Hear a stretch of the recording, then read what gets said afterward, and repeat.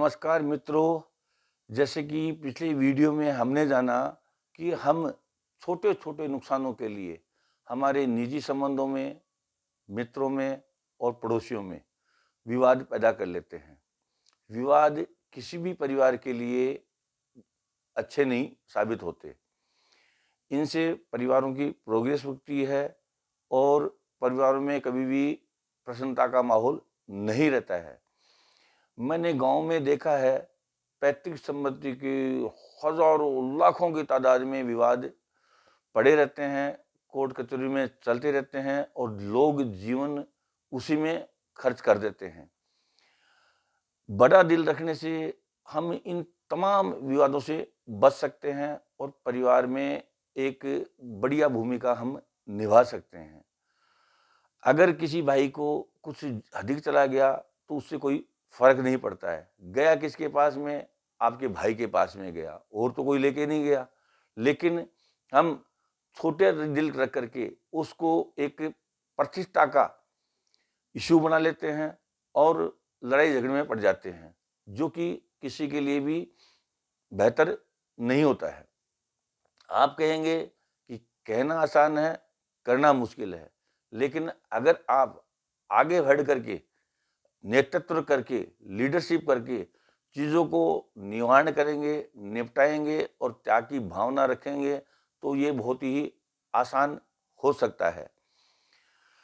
हमारे पिताजी 5 भाई हैं।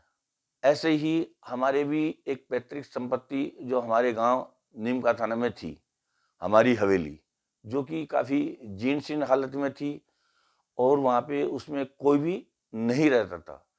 समय की डिमांड थी कि उसको बेच दिया जाए, लेकिन हमारी सभी लोगों की एक मानसिकता बनी हुई है कि साहब पैतृक संपत्ति को नहीं बेचेंगे और आगे बढ़ के जो कहेगा उसको उलाहना मिलेगा या उसको एक छोटी नज़र से देखा जाएगा कि साहब ये पैतृक संपत्ति के भरोसे बैठा है और पैतृक संपत्ति को बेचना चाहता है। किंतु हमारे एक छोटे चाचा थे, उनकी आर्थिक स्थिति बेहतर नहीं थी, तो उनके बच्चों ने मुझसे कहा कि भाई साहब आप अपनी हवेली को बेच दीजिए, हमें हमारी ज़रूरतों को पूरा करना है। वास्तव में उनकी ज़रूरत भी थी, ज़रूरी भी था, तो मैंने आगे बढ़ कर के हमारे जो 4 अंकल और 3 अंकल और थे, उनसे बातचीत की और उनको इस बात के लिए मनाया। मेरी इच्छा थी कि जो छोटे अंकल थे, उनको हिस्से में कुछ ज़्यादा दिया जाए, क्योंकि उनकी आर्थिक हालत कमज़ोर थी और वो अंकल भी स्वर्गवासी हो गए थे। किंतु एक जो हमारे चाचा थे, वो समर्थ थे, लेकिन उन्होंने भी ज़िद कर ली कि जितना आप इसको अधिक दोगे, उतना ही अधिक मुझे भी देना पड़ेगा, तभी यह मैं काम होने दूँगा। लेकिन बात उचित नहीं थी। अगर चाहते तो उनकी बात को नहीं मानते और उस सौदे को खटाई में डाल सकते थे। लेकिन मैंने बड़ा होकर के, बड़ा दिल रख कर के और मेरे जो 2 अंकल थे, उनको मानसिक रूप से तैयार किया कि ये संपत्ति है, आज तो आप मौजूद हैं और आपके सामने इसका निपटारा हो जाएगा, अन्यथा भविष्य में इस संपत्ति का न कोई निपटारा होगा और ये ऐसे ही खंडर हालत में बर्बाद हो जाएगी और किसी के काम की नहीं रहेगी। वो मेरी बात से सहमत हुए और उसको अधिक हिस्सा देने के लिए तैयार हो गए। इतने में ही हमारे एक निजी रिश्तेदार उस प्रॉपर्टी को लेने के लिए तैयार हो गए। जिस रकम तय हुई, उतनी रकम उनको 4 माह में देनी थी, लेकिन वो आधी रकम ही दे पाए और आधी रकम उनसे बंदोबस्त नहीं हुआ और काफ़ी लंबा समय उन्होंने लगा दिया। लगभग 2.5 वर्ष का समय गुज़र गया। इतने में ही हमारे अंकल वगैरह को पता लगा कि जो निजी रिश्तेदारों ने ज़मीन ली थी, वो किसी बाज़ार में इसको बेच रहे हैं और ज़्यादा भाव में बेच रहे हैं। तो उनके मन में लालच आ गया। उन्होंने कहा कि हम तो उसको नहीं बेचेंगे।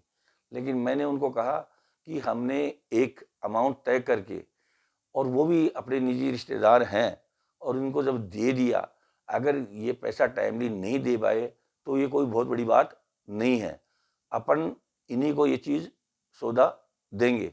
जैसे तैसे करके मैंने उनको तैयार किया और वो काम को करवाया। उस काम को करवाने से सभी परिवारों को एक अच्छी रकम प्राप्त हुई और उस प्रॉपर्टी का इतना बेहतरीन सदुपयोग हुआ कि वहाँ पे एक अस्पताल का निर्माण हुआ। अस्पताल का निर्माण होने से आसपास के जो रोगी हैं उनको स्वास्थ्य लाभ मिला, साथ ही जो अड़ोसी पड़ोसी हैं वहाँ पे एक व्यावसायिक केंद्र स्थापित हो गया और सभी के संपत्तियों के दाम आसमान छूने लगे। तो कहने का भावार्थ ये है, अगर सभी की सहमति से, सभी की साथ लेकर के और त्याग की भावना लेकर के उस प्रॉपर्टी का निर्माण होने से सभी का भला हुआ।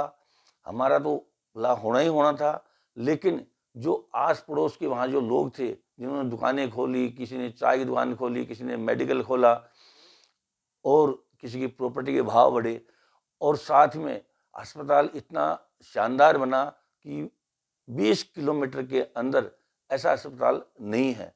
तो कितने लोगों को उन्हें वहाँ पे स्वास्थ्य लाभ किया और कितने लोग वहाँ पे दुआ देंगे। तो मैं तो अपने वीडियो के मार्फत आप सभी को यही कहना चाहूँगा कि आपके जीवन में भी ऐसा कुछ है या ऐसी कोई संपत्ति है जो आप उसका निपटारा नहीं कर पा रहे, तो सभी भाइयों की सहमति से, त्याग की भावना से और बड़े बन करके उसका निपटारा कीजिए, जिससे आपके परिवार उन्नति करेंगे। जो भाई असमर्थ है उसकी मदद होगी और उस प्रॉपर्टी का सदुपयोग होगा। आगे इसी क्रम में और बातें होंगी और वीडियो होंगे। अच्छा लगे तो लाइक करें, शेयर करें। जय हिंद।